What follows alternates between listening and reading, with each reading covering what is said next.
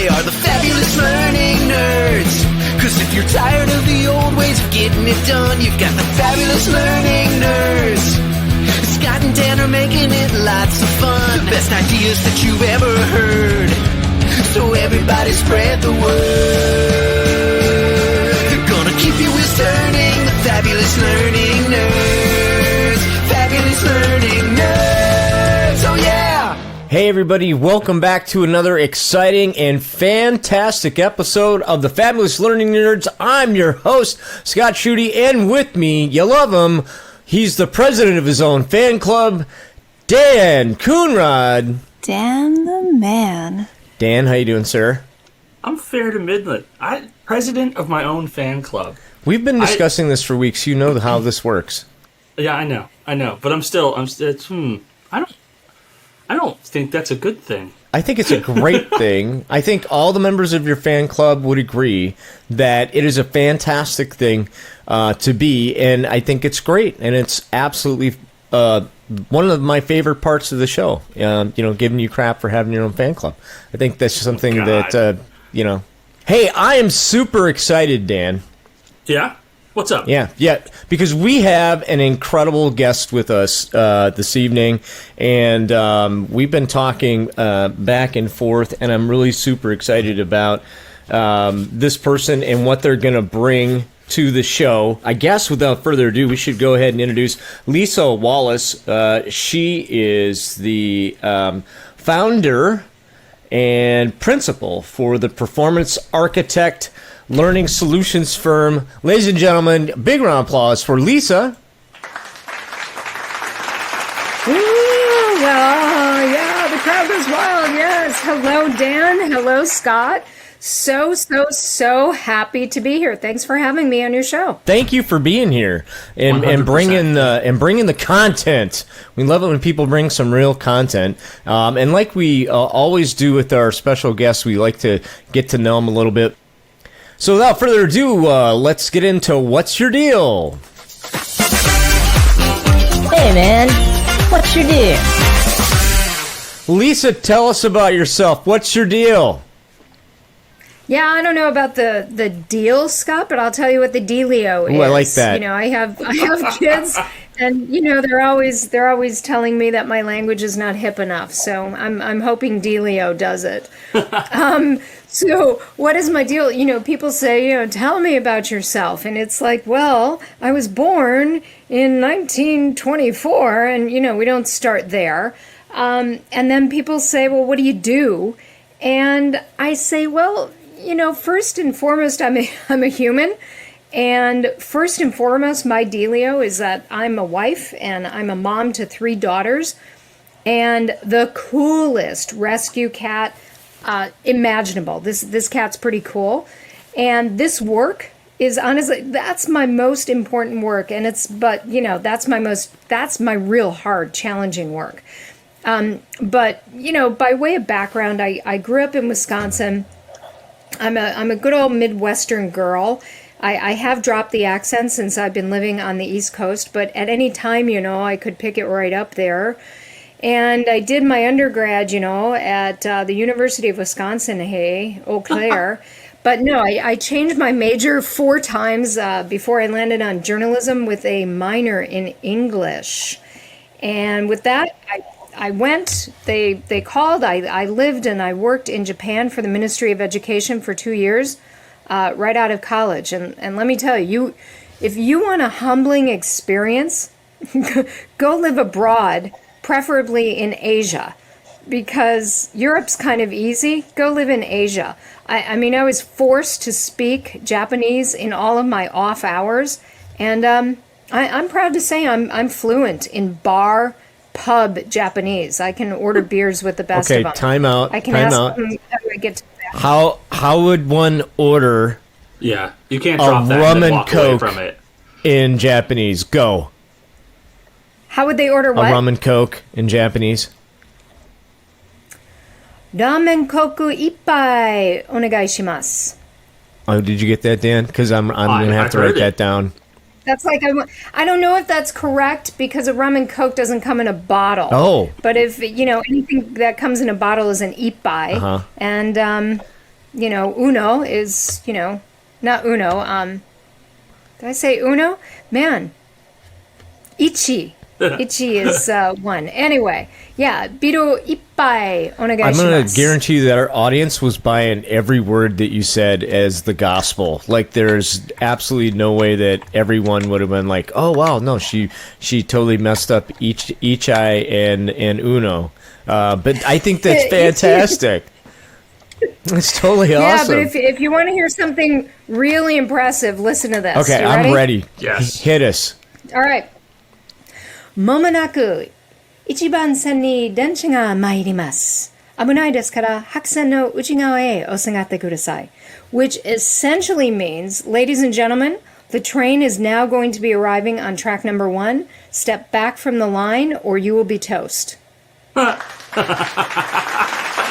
fantastic. Oh my God. Yeah. That was amazing. Okay, continue. You were in Japan. Yes. That is awesome. I was in Japan. Oh, and your Wisconsin accent was spot on, don't you know? So. Oh yeah, hey. Yeah. So anyway, I'm in Japan, and I was thinking about graduate school, so I had to choose a graduate school when I was living, thousands of miles away, and I landed in Connecticut. So that's where I got my graduate degree. It took me 10 years, but eventually I got the master's in adult education with a concentration in business. I call it like MBA light. But my master's thesis centered around accelerated learning and brain physiology and what gets in the way of adults learning more efficiently and effectively. So that excites me. I love that stuff. That's awesome. So, I first got into the idea of accelerated learning in the early 90s. Was that where you were at as well? Yeah, exactly. Yep. Yeah, that was a big deal and a big eye-opening, at least for me. I don't know, Dan, if you've had a lot of experience with accelerated learning, this whole idea of learning by doing. But for me, I thought that was really an eye-opening thing in the early part of my career.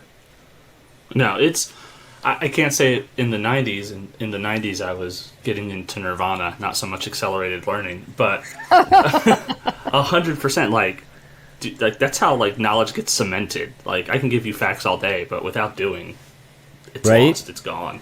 Yeah, so that's really, really cool. Continue your story. This is great. Yeah, so no, I got into it because it resonated with me. The whole idea around accelerated learning is less talk, more do. Yep. And we training nerds that we are, learning nerds. We know this, but there are others out there who don't know that. And the more you talk, the less people learn. So I was all about that. Great. Cool. Anything else? No, I mean, I then once I was working on my master's degree, and I got into this whole gig called training at the time. I like to call it learning because training seems a little transactional for me. But I was working for the man in learning and development in some capacity for about 30 years. And then about 11 years ago, I didn't want to work for the man, I wanted to be the man. And I wanted to be the man. And so I started my own business, my own consultancy practice around leadership development and learning. Fantastic. And I know that's part of the topic for the week, but I really want to let you know that I think your journey there was pretty great. So thank you so much for sharing that with us. Dan, any thoughts before we go to the topic? No, I love that idea. I think a lot of people, everybody sits and daydreams about what if I went and started my own company? What if I went and did this? What if I just took off? And then so few people do. That's fantastic. It is. I'm ready to be inspired. Are you ready to be inspired, Dan? Every day. Every day. All right. So without further ado, let's go ahead and get into the topic of the week.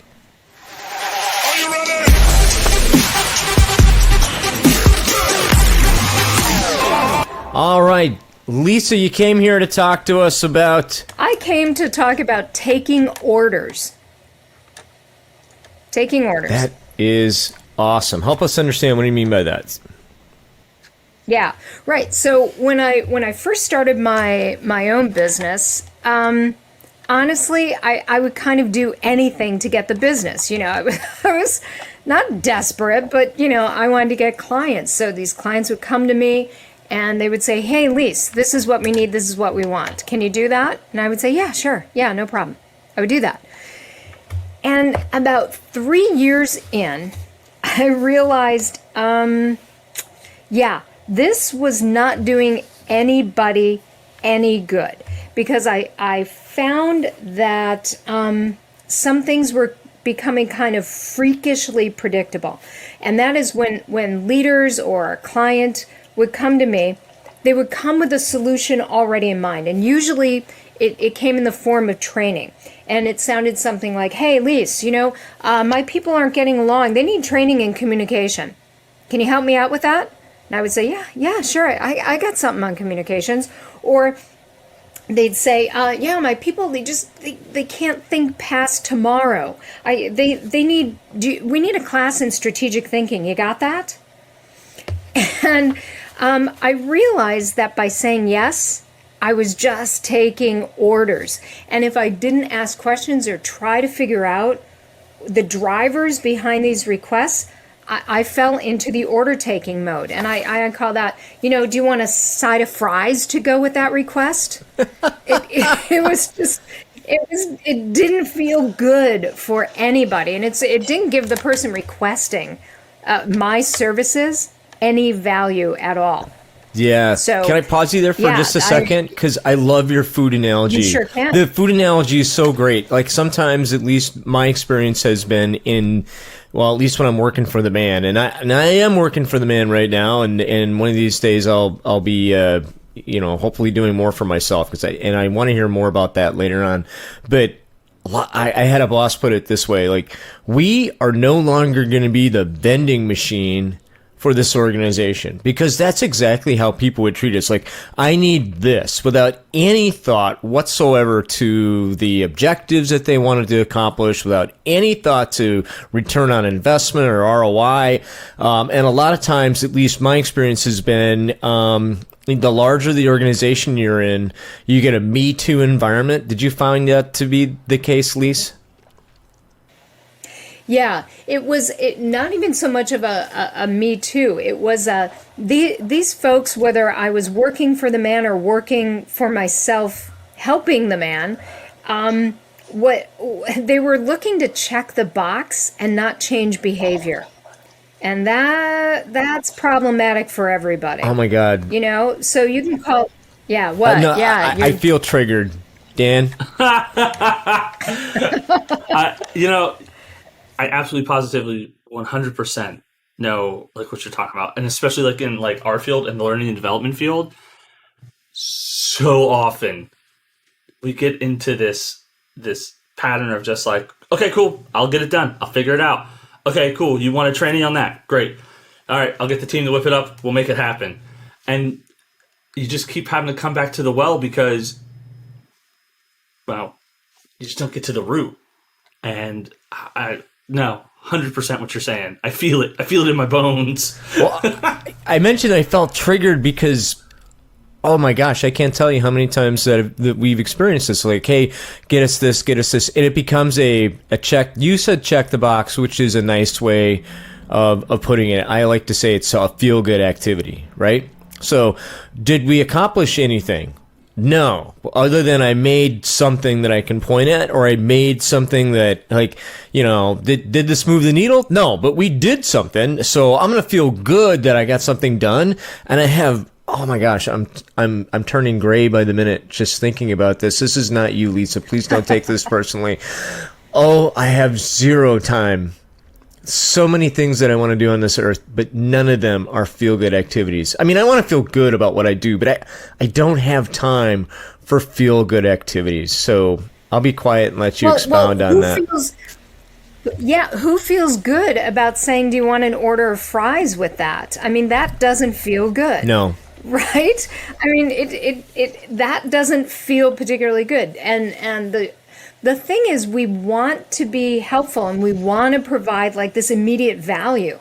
So what I used to do, and what I think a lot of us in the learning space do, we take like two directions. We think it's like a false choice. We think there are only these two choices when people come to us already with a solution in mind. One, we feel like we have to be the expert and say, oh, yeah. I got a training class on that. I got the solution to your problem. Or the other path we sometimes take is it's like being the expert or being the servant. Like, whatever you do, I'll ask. You know, I'm your vending machine, right, Scott? I'm your vending machine. Push button F5. I'll give you a training class on strategic thinking, right? I got that. Unless it gets stuck in the little circle things and then... No, I totally hear you. You're preaching it. Keep going. This is great. Well, right. But so the thing is, if we as learning professionals, if those are our only two options, being the expert or being the servant, it always leads to us feeling either abused or misused. It's one of the two. And it's because you don't provide any value, because you haven't addressed the real needs of the situation. And what I've done is I've created dependency now. I've either taken the person where I wanted to go because I'm the expert, or where they wanted me to go. And in either case, it wasn't in service of the person, and it definitely wasn't in service of the organization or the people that they were trying to help. I think that's really powerful. Like that idea of like, hey, if you're just falling into those two buckets, expert or servant, like that idea of like feeling like abused and misused. I think so many learning and development orgs just across, I'll say America, but I'm sure across the world, end up falling into those two zones.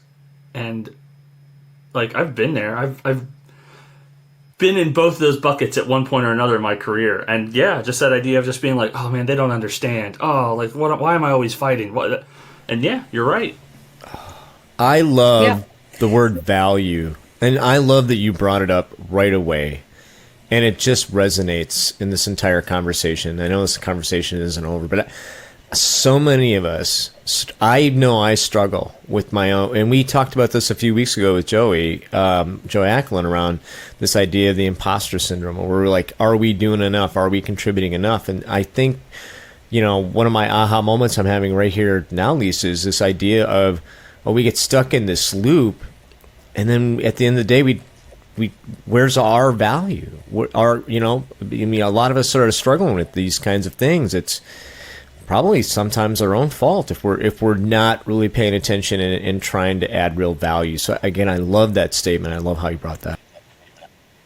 Yeah, and I'm glad you said that, because it's kind of easy to blame the person who's asking you, you know, to be the vending machine or to just provide something.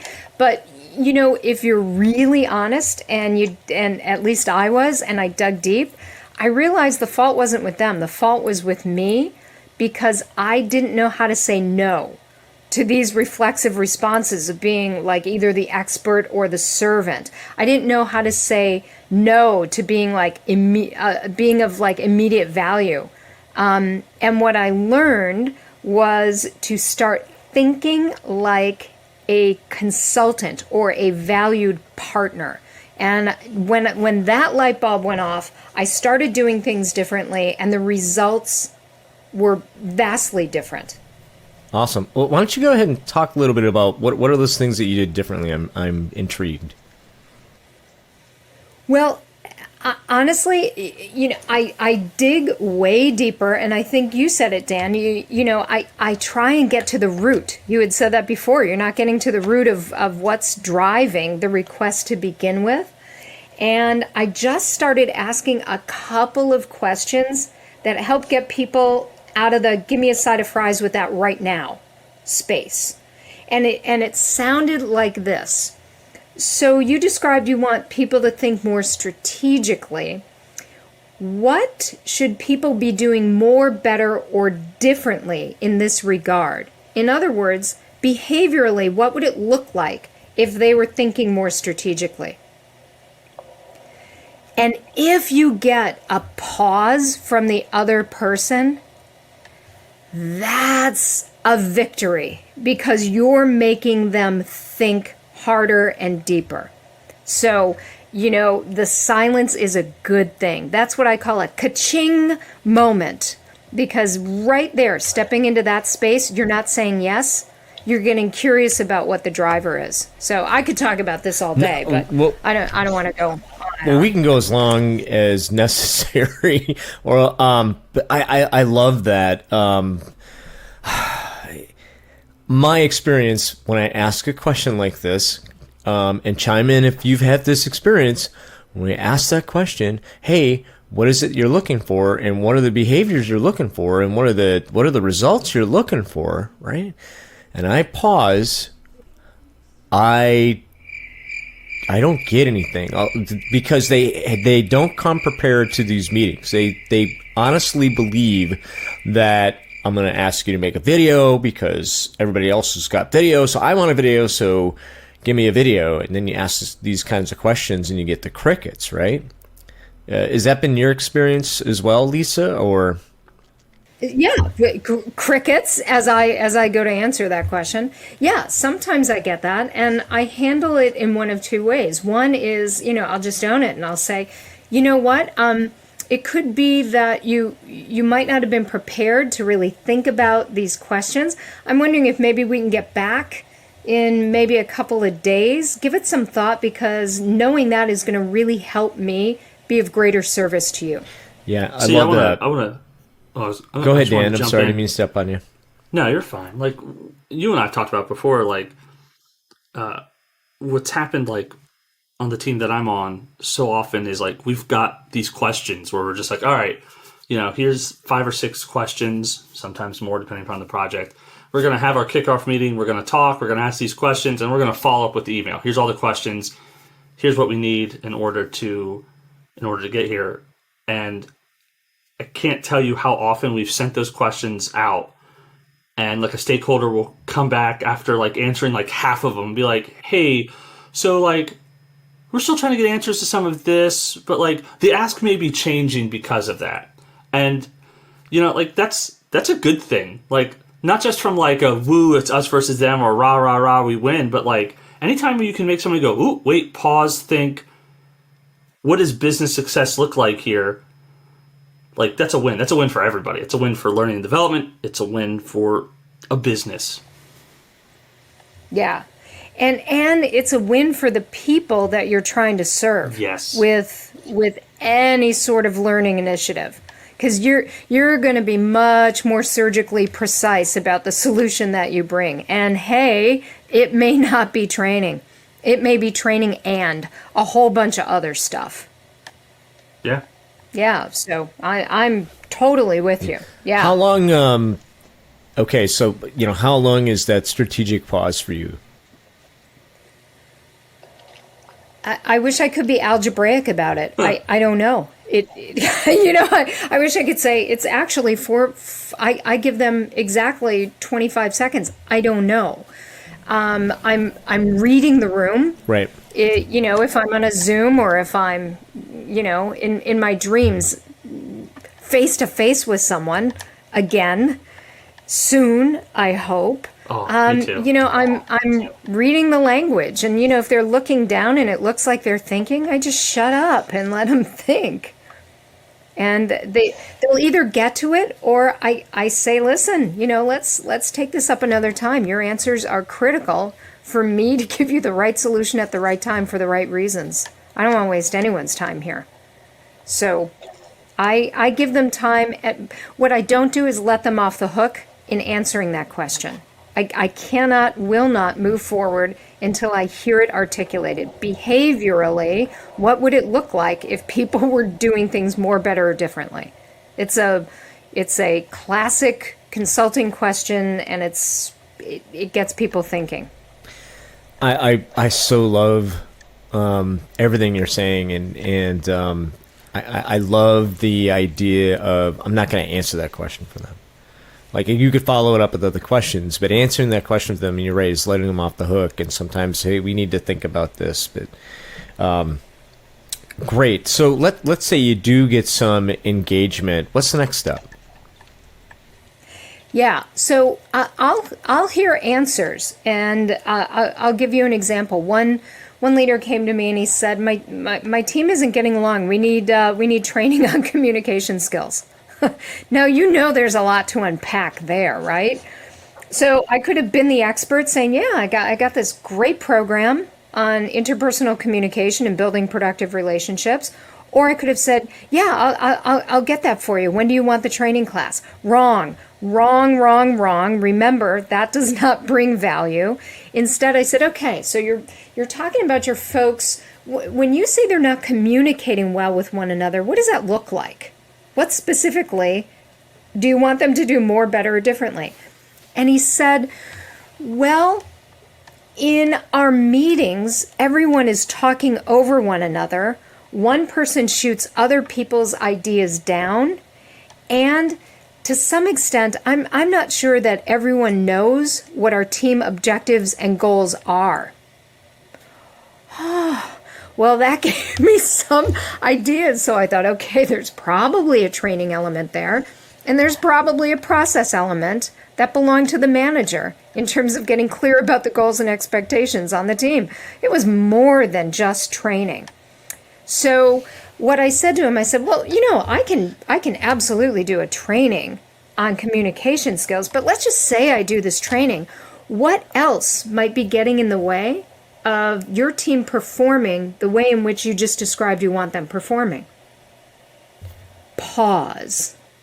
That's another ka-ching moment. They usually then start coming up with the answers. That's the beauty. They say, "Well, I don't know if I was really clear on my expectations with the team. Maybe I need to regroup everyone on our most critical goals and objectives." So they become the problem solvers to the real root cause issues. And then I can say, "Now I can help you with that." I don't know. Is this making sense? No, it makes complete sense. I love that. I love looking for those pauses, those aha moments. Like even just just to build training or to not build training. That's fantastic. I love that idea.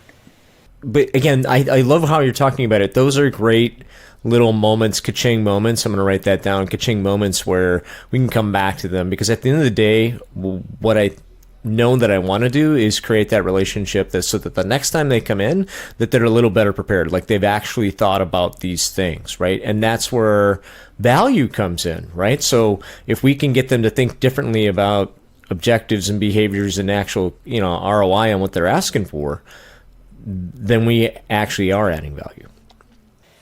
Yeah, no doubt. And it's funny you say that, because even when I was working for the man and I was learning about some of these skills, and even when I started out being the man, my repeat clients would say, "Now I know you're going to ask me, what do you mean by that, and what does it look like if they're doing that?" They would come to me already saying that. So already we were establishing sort of the rules of the road. And they would say, I can't describe it. And if that's what they say, I have always another question in my hip pocket. And it's this. It's like, okay, think about the person on your team that's doing this better than anyone else. Like whatever it is that you're asking, strategic thinking, on your team, think about the best strategic thinker you have. What are they doing differently than the rest of the team? Because that'll get you the behaviors too. It's just a different way to ask it. I don't know if that's even making sense or if I'm just rambling inanely. No, that's making a lot of sense.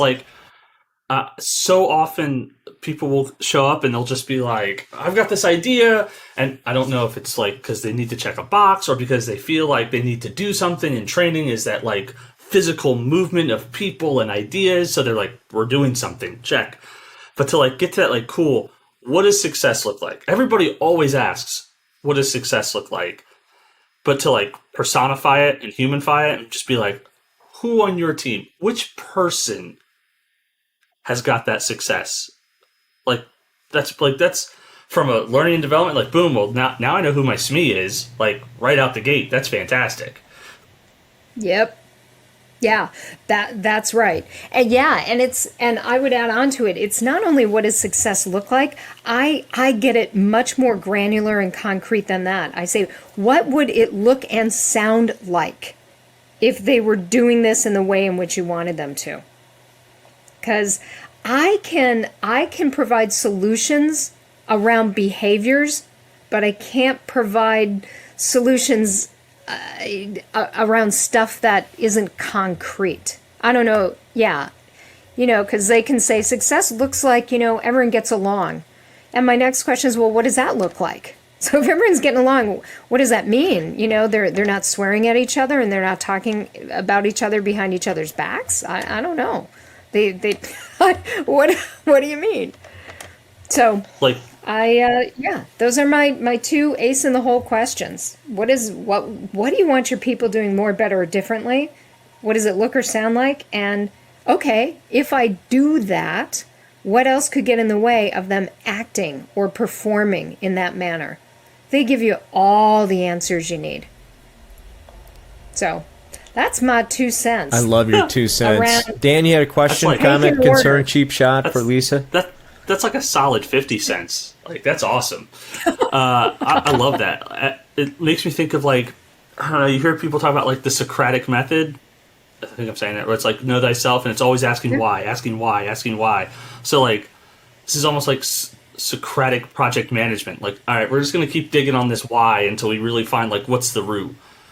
What's causing this issue? And once I've got my hands on that, this is what we need to solve. And that's amazing. Because you're right. Like, sometimes that's not what training needs to solve. Like, I don't know if I need training here if there's a communication problem going on between different stakeholders, or a communication problem going on at different levels. Like, maybe that's not a training fix, but, like, being able to, like, dig in and then have your stakeholders, have your requesters do that digging. I love that. It's fantastic. Yeah. Yeah, and again, there are times, in the performance architect where I could have made a boatload of money doing what they asked.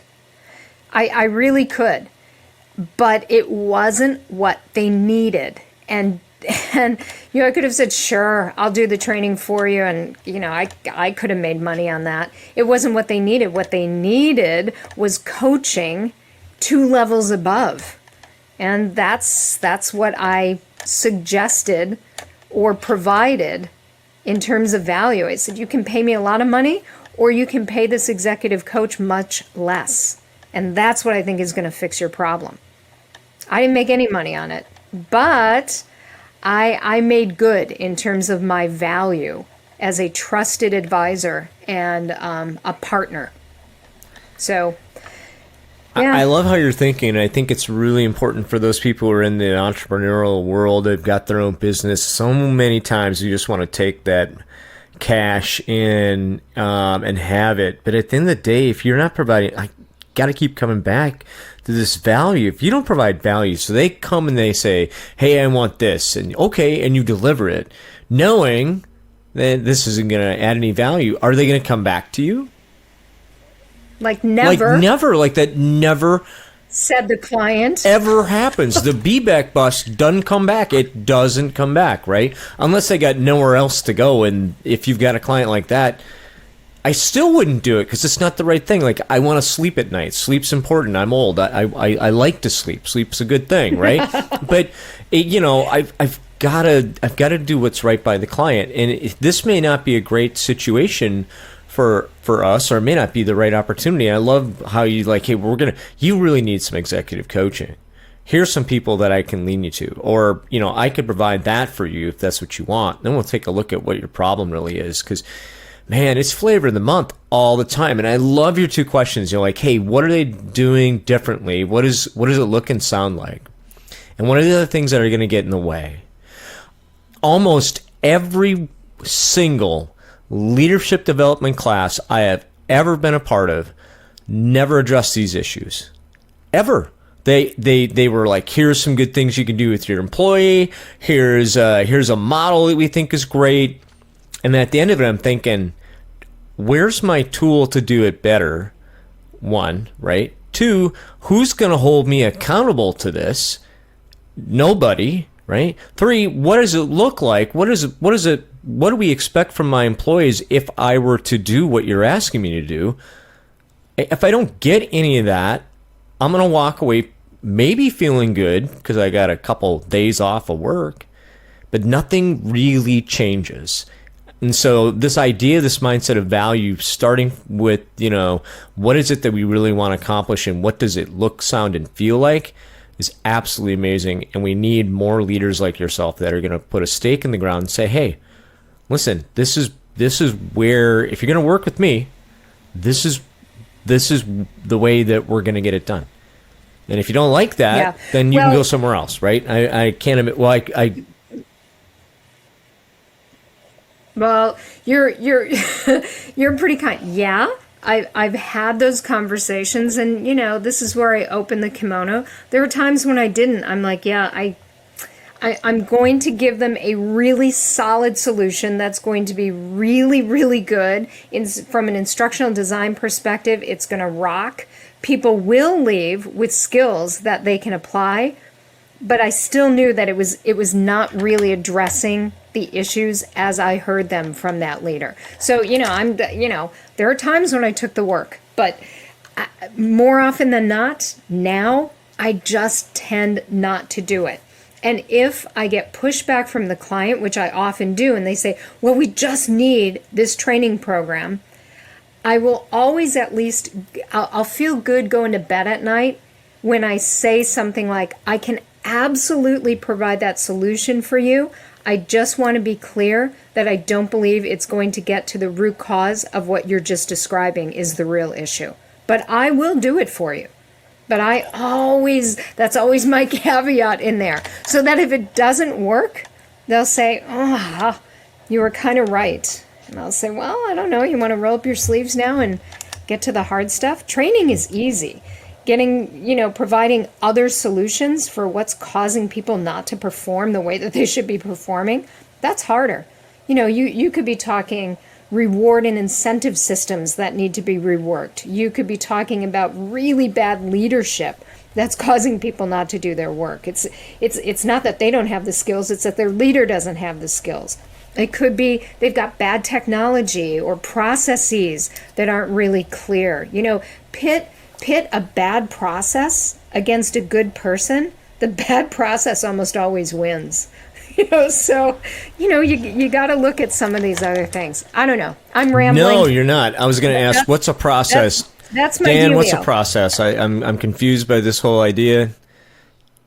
That's a joke. I was just saying, what do you mean, what's a process? It's one of those things. It's like a chupacabra sometimes. We know it's out there. I've just never seen one. That's just me. Hey, Leesa, thank you. I think that's great. If you don't mind, I love this idea, but I want to change gears just a little bit. Talk to me a little bit about this journey into the performance architect, right? So how did you get there? And what is it, what's your secret sauce? Like if you want to think about, I'm sure that there are people here looking for solutions, right? And I want to make sure that when we're done, that they know, like, well, if I were to contact Leesa Wallace at the Performance Architect, I'm not only going to get a rock star, awesome person help me out, but she really kind of specializes in these kinds of things. And that might be general or whatnot, but I wouldn't be true to myself or true to where my heart is right now without asking you to talk a little bit about this awesome thing that you created and how it can help some people out. Yeah, man, I appreciate that. Is this the shameless This plugging is the and promotion shameless part of plug. the, Yes, this is where the shameless plug goes. 100%. 100% is shamelessly plug. Yes, dial now, and you'll get 2 training courses for the price of one. What's the code that I need? I'm writing this down.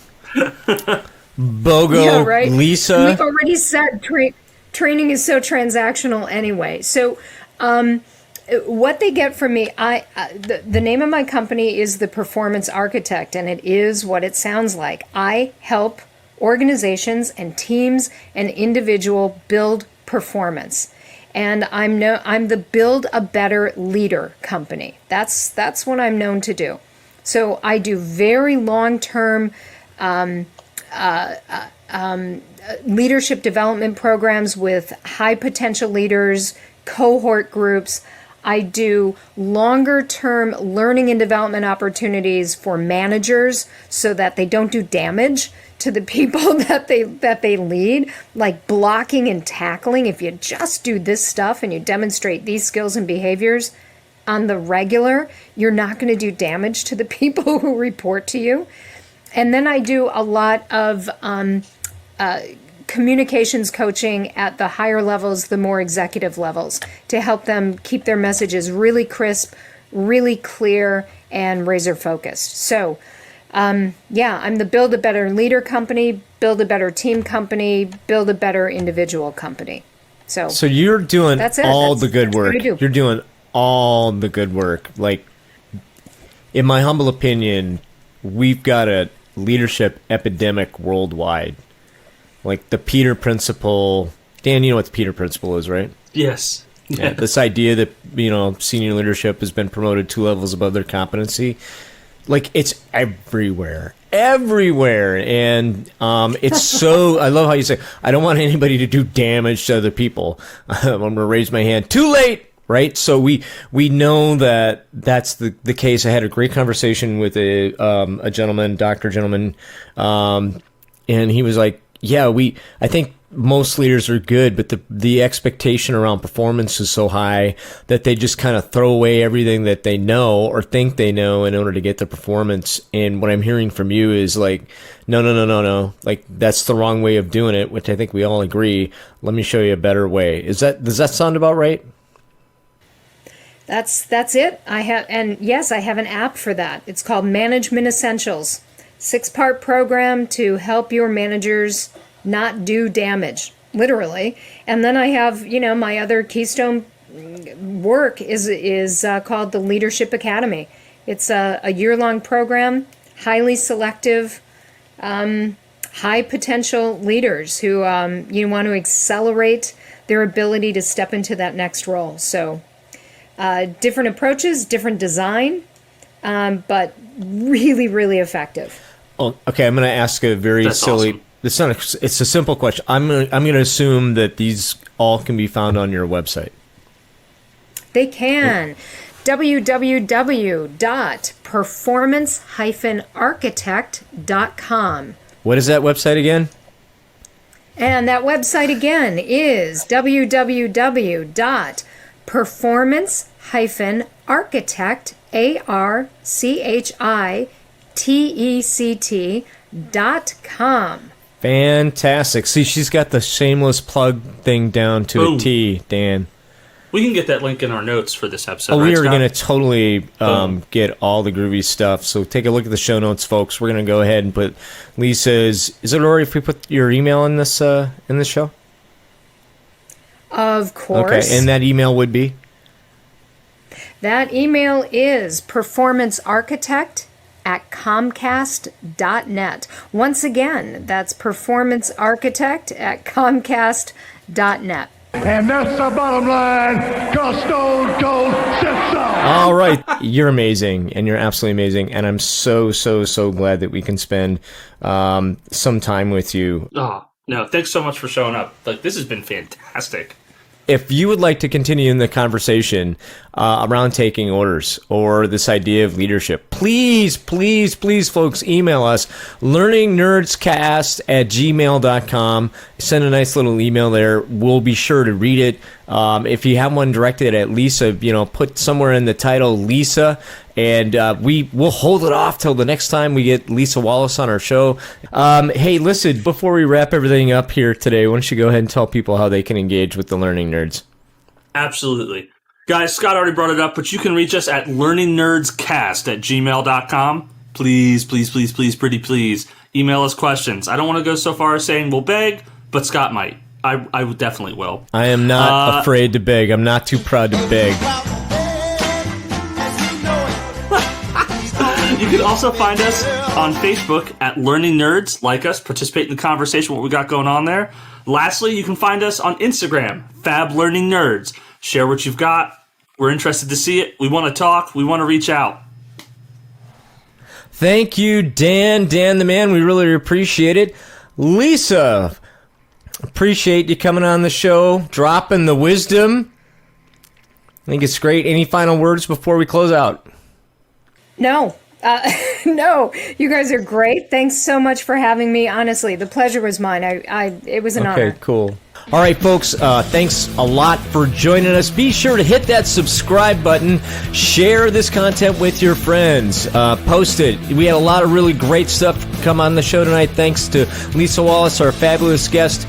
Be sure to contact her if you have any learning needs. Till next week, I'm Scott. I'm Dan. I'm Leesa. And we're your fabulous learning nerds. Thanks so much for hanging out with us. We are out.